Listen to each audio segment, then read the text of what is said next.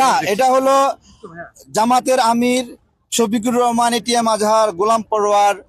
তারা তো মতিউর রহমান নিজামীকে শহীদ মনে করে, গোলাম আজমকে শহীদ মনে করে। তা শহীদ তো এই বাংলাদেশে কারা, যারা দেশের জন্য যুদ্ধ করছে তারা। তো আমাকে সিদ্ধান্ত নিতে হবে যে গোলাম আজমরা শহীদ নাকি আমাদের মুক্তিযোদ্ধারা শহীদ। ঠিক।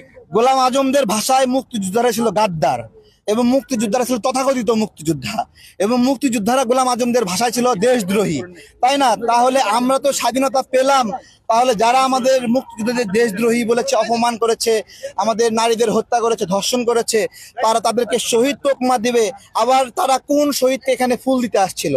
এইটাই আমাদের জন্য লজ্জার বিষয়। এই জন্যই আমরা বারবার বলছি যে স্মৃতিসৌধে রাজাকার, লজ্জা লজ্জা লজ্জা। আরেক ভাই, কিছুক্ষণ আগে জাতীয় পার্টি এসেছিলেন শ্রদ্ধা জানাতে, তাদের উপর আমরা দেখেছি ছাত্র শক্তি ব্যানারে কিছু নেতাকর্মী হামলা বা একটা সংঘর্ষের হাতাহাতির ঘটনা। শোনেন, ছাত্র শক্তি জাতীয় পার্টিকে হ্যারাসমেন্ট করবে তো খুবই স্বাভাবিক, কারণ ওরা রাজাকারদের সাথে হাত মিলাইছে, বুঝছেন? এটা স্বাভাবিক। তো ওরা জামাতের সাথে হাত মিলাইছে, ওদের এখন জামাত বন্ধু। সুতরাং এই স্মৃতিসৌধের পরিবেশ যেন ঘোলাটে হয়, বিশৃঙ্খলাপূর্ণ হয় এবং সর্বজনীন না হয়, এই জন্য ওদের 18 মাস একটা চেষ্টা ছিল, একটা মব কর পরিবেশ। এখন ওরা আস্তে আস্তে এই দেশটা মব থেকে আপনার স্বাভাবিক হচ্ছে, ওরা মানতে পারতেছে না। ওরা একটা ভিন্ন সেকেন্ড রিপাবলিক চাইছিল, যেই সেকেন্ড রিপাবলিকে মুক্তিযুদ্ধের চিন্তা চেতনাকে বিশ্বাস করা হবে না, জুলাই দ্বারা রিপ্লেস করতে চাইছিল।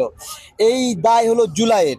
এই জুলাইয়ের অজুহাতে আজকে পাকিস্তান দিবস পালিত হচ্ছে বাংলাদেশে। এই জুলাইয়ের অজুহাতে বাইতুল মোকাররমে পাকিস্তানের পতাকা ওড়াচ্ছে। কি করবেন? জুলাইয়ের অজুহাতে এখানে রাজাকার রাইসা ফুল দিচ্ছে। তো এই সবকিছু মিলেই একটা লজ্জা। ছাত্র শক্তি তো রাজাকারদের সন্তানরাই ছাত্র শক্তি হয়েছে, এটা তো কমন বিষয়। ওদের যারা প্রতিষ্ঠাতা তারা কই, কিভাবে তাদের মুখোশটা জাস্ট কিভাবে পল্টি হচ্ছে দেখছেন না আপনারা? এগুলো সব পরিষ্কার, ওরা তো এটা করবেই, স্বাভাবিক। একটু জানতে চাই 21, 71 এবং 24